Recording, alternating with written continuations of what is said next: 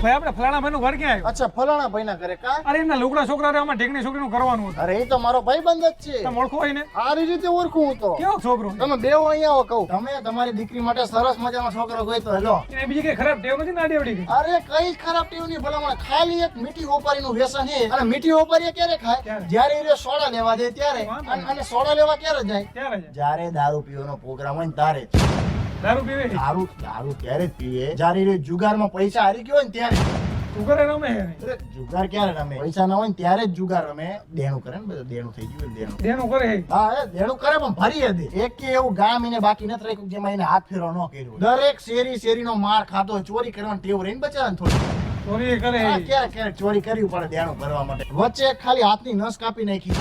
નસ કાપી નાખી હતી. કાં વળી શું થયું? એને કોલેજમાં છોકરી ગમતી હતી ને તેને ના પાડી હતી, તેને નસ કાપી નાખી. આમ જો છોકરો હારો હો.